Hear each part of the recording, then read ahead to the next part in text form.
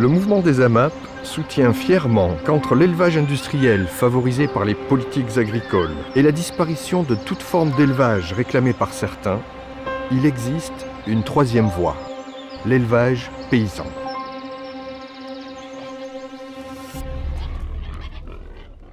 Soutenir l'élevage paysan en achetant des produits à un prix juste et rémunérateur pour les éleveurs est un impératif de santé publique, un engagement éthique et une action concrète de protection de l'environnement. L'éthique sur mon élevage, c'était de voir mes volailles 24 heures sur 24, 7 jours sur 7, et toute l'année en extérieur. Donc des parcours herbeux, des parcours ombragés avec des arbres où les volailles peuvent se mettre à l'abri des prédateurs, à l'abri du soleil aussi. Aller voir courir après les papillons, les grillons, manger des vers de terre. Ça, moi, j'ai vraiment adoré voir ces volailles dans ces conditions-là. Les poussins arrivent à un jour, ils viennent de naître. On dit un jour, mais des fois, ils ont moins de 24 heures. Ils sont élevés donc avec un chauffage, évidemment, parce qu'il leur faut quand même 35 degrés. Comme la température de la poule, en fait. L'élevage, on n'a fait que copier la nature. En fait. On l'a observé à tel point jusqu'à la copier. Les poulets, ensuite, moi je les sortais à 3 semaines, 4 semaines en extérieur. Pour qu'ils puissent appréhender ce qu'est l'extérieur. Parce que sans maman, sans poule, ils ont tout à apprendre. Élevage jusqu'à 18 semaines, l'âge où pour moi c'est un poulet. Un poulet qui est consommable, qui est commercialisable. Un poulet de 18 semaines, c'est un poulet qui a 126 jours. Ce qui n'a rien à voir avec un poulet pack, un poulet indus comme on l'appelle, qui a 37 jours. Ou un poulet label qui a, lui, 81 jours.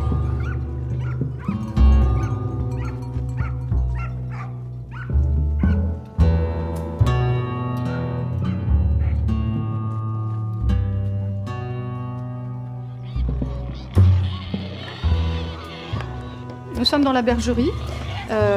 Il y a environ 70 brebis derrière moi, avec 80 agneaux. Je sors mes agneaux et mes brebis tous les jours. Elles vont pâturer, c'est leur boulot. Il faut qu'elles aillent manger. Donc elles s'en vont dans le verger, puisque c'est un verger pâturé, avec leurs agneaux. Toute la journée, en fait, elles se nourrissent. Elles rentrent le soir avec leurs agneaux. Et je les mets en bergerie tous les soirs. Voilà, des questions de sécurité. Ma ferme est vraiment très proche de la ville. Et c'est une habitude, ça sécurise beaucoup les animaux. Ça contribue aussi à leur bien-être. L'éleveur est partie intégrante en fait de leur vie. Je vis beaucoup avec eux, je viens régulièrement les voir, m'occuper d'eux et ça se ressent. J'ai un cheptel qui est assez calme. La bergerie, c'est un confort pour elles. Elles voient la nourriture qui est tout à proximité, la céréale, elles la sentent, qui est tout à proximité, ça les calme beaucoup et ça me permet moi d'être très vigilante quant à leur bien-être. S'il y en a une qui est malade, eh bien je le vois tout de suite. Elles ne sont pas dans les prés pendant un certain temps ou trop loin de chez moi. Mes pâtures en fait sont vraiment à proximité, tout autour de ma ferme. Donc c'est une chance aussi. J'ai clôturé. Cela me permet en fait d'être très vigilante quant à leur bien-être. Les agneaux naissent donc en bergerie. Cette année, c'était au mois de février, un tout petit peu plus tôt que d'habitude. On s'en occupe jour et nuit. Et là, il a fait très froid, donc il a fallu beaucoup intervenir.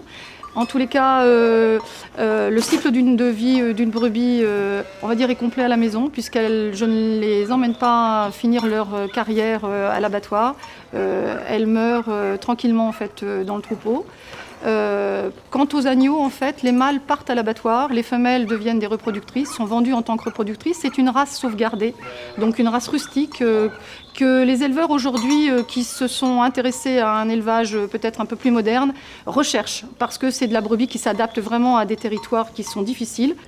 Ce que je voulais pour mes clients, les consommateurs, ce que je voulais, c'est pouvoir leur raconter toute la vie des volailles que j'élevais.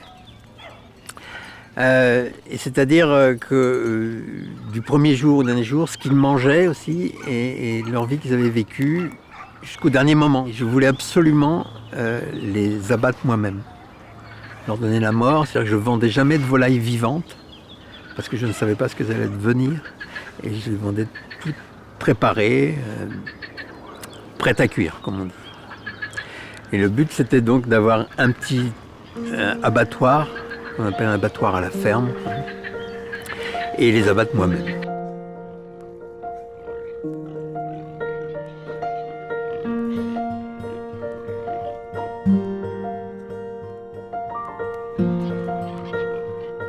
À travers des syndicats agricoles, des fois, il y avait tout un travail sur l'abattage à la ferme ou faire un petit collectif ou un abattoir mobile. On voit que c'est très très compliqué avec les normes.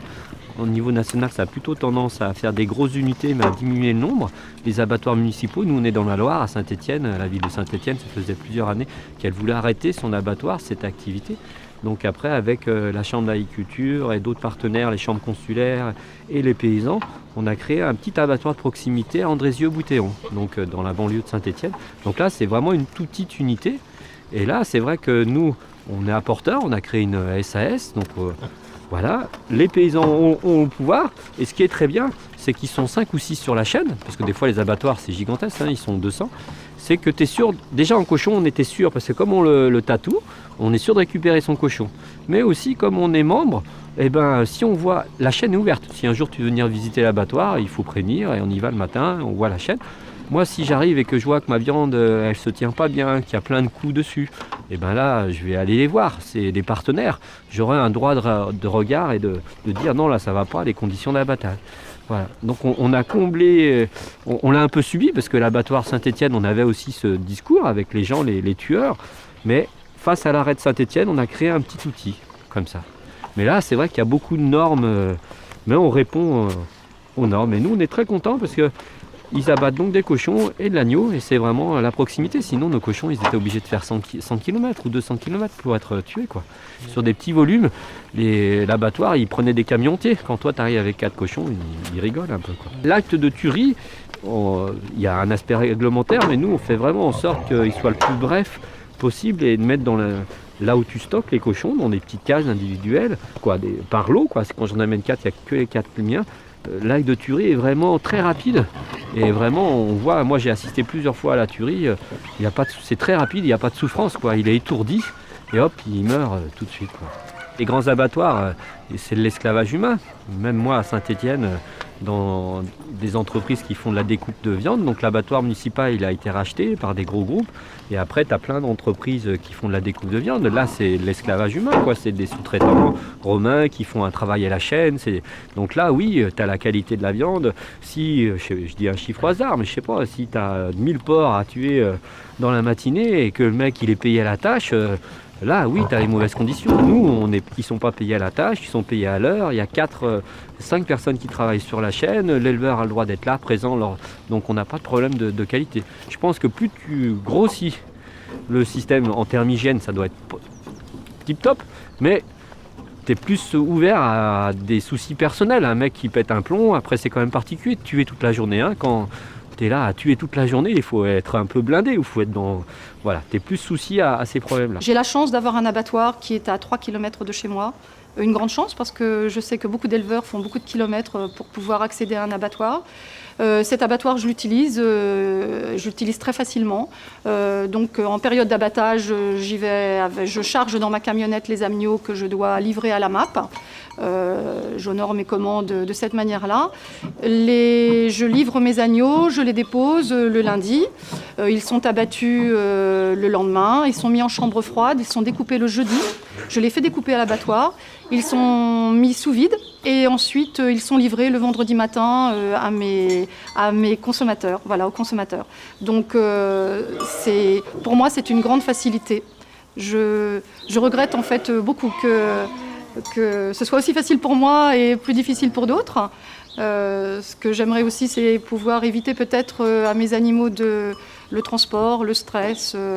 Ce qui serait génial, c'est de pouvoir avoir un abattoir mobile, un camion qui se déplacerait en fait dans les fermes et qui pourrait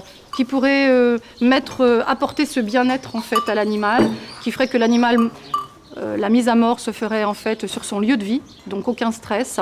Et aussi bien, je dirais, pour l'animal que pour l'éleveur. C'est compliqué pour les éleveurs, pour moi en tous les cas, d'accompagner mes animaux, de les laisser à la bouverie et de m'en aller en me disant ils y vont tout seuls. Je sais qu'on les accompagne, bien sûr, mais c'est pas moi qui le fais. Et ça, je trouve que ça me manque. Cette mise à mort, en fait, doit être, fait partie complètement en fait, du métier de l'éleveur. Et ça ne suffit pas d'élever, il faut aussi accompagner jusqu'à la mort. Voilà.